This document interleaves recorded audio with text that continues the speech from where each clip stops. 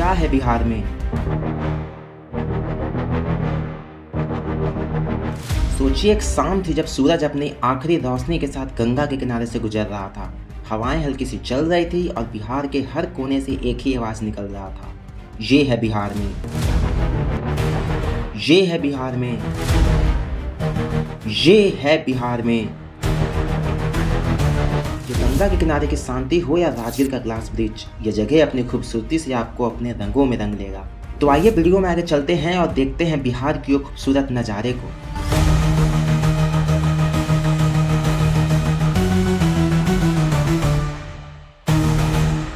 जब हम बिहार का नाम सुनते हैं तो आम तौर पर हमें याद आती है पॉलिटिक्स, गरीबी या क्राइम।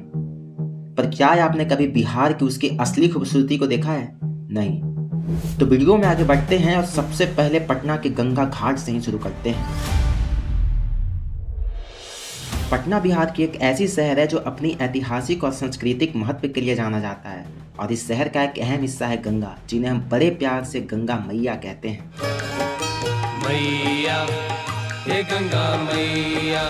गंगा का सफर हिमालय से शुरू होकर गंगोत्री, ऋषिकेश, हरिद्वार, कानपुर और प्रयागराज में त्रिवेणी संगम तक पहुंचती है। फिर वाराणसी में अपनी पवित्रता की चरम सीमा तक पहुंचकर यह अपनी यात्रा को पटना तक जारी रखती है। मतलब कई धार्मिक स्थानों से होते हुए पटना तक पहुंचती है। फिर सोचिए पटना में गंगा कितना पवित्र होगा। पटना में गंगा के साथ कई बड़े बड़े ब्रिजेस भी शामिल हैं जो शहर को दूसरे हिस्सों से जोड़ता है, जैसे महात्मा गांधी सेतु पुल जो पटना से हाजीपुर को जोड़ता है, जिसकी लंबाई 5.75 किलोमीटर की है। फिर विक्रमशिला सेतु जो भागलपुर से नवगछिया को जोड़ता है, जिसकी लंबाई 4.37 किलोमीटर की है। ये गंगा नदी पर 2001 में बनाया गया था। फिर है जयाप्रकाश सेतु जो पटना से सोनपुर को जोड़ता है, जिसकी लंबाई 4.56 किलोमीटर की है। इस ब्रिज की एक और खासियत ये है कि ये ब्रिज डबल डेकर है, यानी फर्स्ट फ्लोर पे ट्रेन चलती है और सेकंड फ्लोर पे गाड़ियां, यानी रोड ट्रैफिक है। इस ब्रिज का निर्माण 2016 में हुआ था। अब तुम सोचोगे मैं इन ब्रिजों की डिटेल्स क्यों बता रहा हूँ, तो वीडियो में आगे आपको इसकी जानकारी मिल जाएगा। फिर है आरा छपरा ब्रिज जो आरा से छपरा को जोड़ता है, जिसकी लंबाई 4.35 किलोमीटर की है, और इस ब्रिज का निर्माण 2016 में हुआ था। और अगर एक्चुअल में भारत के 10 सबसे बड़े ब्रिजेस की बात करें तो 4 बिहार में से है, और ये चारों वही ब्रिजेस है जो अभी आपको बताया। फिर कहते हो क्या है बिहार में, क्या है बिहार में? अजी आइए ना हमारे बिहार में, तबे न पता चली।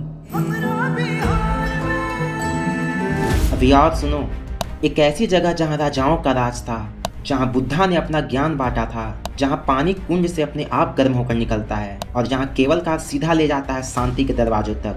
Welcome to the Rajgir.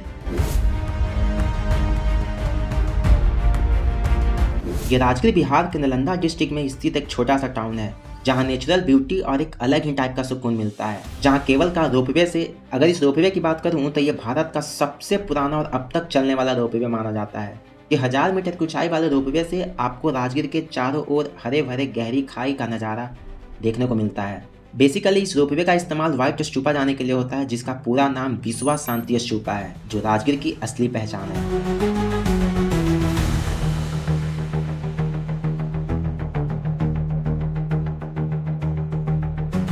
ये स्तूपा रत्नागिरी पहाड़ पे बना है, जो एक ऐसी जगह है जहाँ कोई लाउड आवाज नहीं होता, बिल्कुल शांति का एहसास होता है। यह स्तूपा बिल्कुल व्हाइट है और चारों तरफ बुद्धा के लाइव सीन बने हुए मिलते हैं।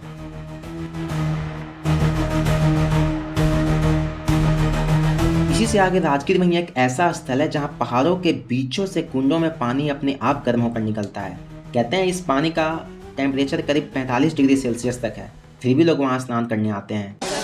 ये पानी मैंने सुना तो था कि गर्म पानी आता है, बट सीरियसली अभी मैंने टच किया है तो पानी जो है बहुत ज़्यादा गर्म। क्योंकि ये 3 धर्मों का प्रतीक माना जाता है, हिंदू, बौद्ध और जैन।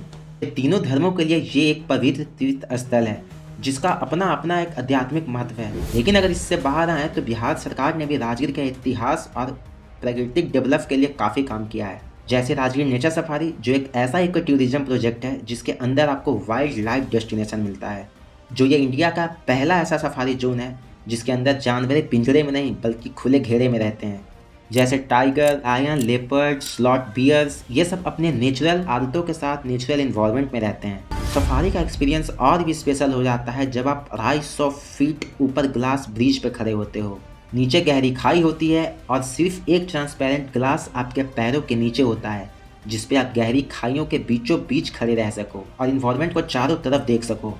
असल में यहाँ पे सिर्फ वाइल्ड लाइफ सफारी ही नहीं बल्कि आपको butterfly park, digital museum, 3D theatres भी शामिल है, जहाँ आपको नेचर्स के बारे में काफ़ी कुछ समझने को मिलता है।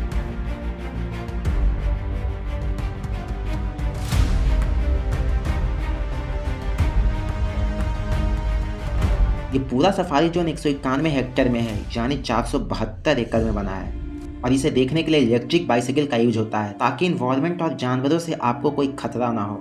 अगर इस प्रोजेक्ट में सरकार के कामों की बात करूं तो बिहार गवर्नमेंट टूरिज्म ने इस प्रोजेक्ट के थ्रू नेचर, एजुकेशन और टूरिज्म को एक ही जगह कंबाइन किया है। तो ये कहना गलत हुआ कि गवर्नमेंट बिहार टूरिज्म के लिए कुछ कर नहीं रहा है। कर रहा है भाई, पर छपरी मीडिया वाले नेशनल लेवल पे बिहार के पॉजिटिव डेवलपमेंट्स को दिखाता ही नहीं है और बिहार की उसकी असली खूबसूरती को बताता ही नहीं है। उम्मीद है आपको वीडियो इन्फॉर्मेटिव लगा हो। अगर इन्फॉर्मेटिव लगा हो तो प्राइवेट स्कूल फीस ब्रेकडाउन के बारे में जान सकते हो, जिसमें यह बताया गया है कि प्राइवेट स्कूल हर साल फीस इतनी क्यों बढ़ाती जा रही है। जय हो।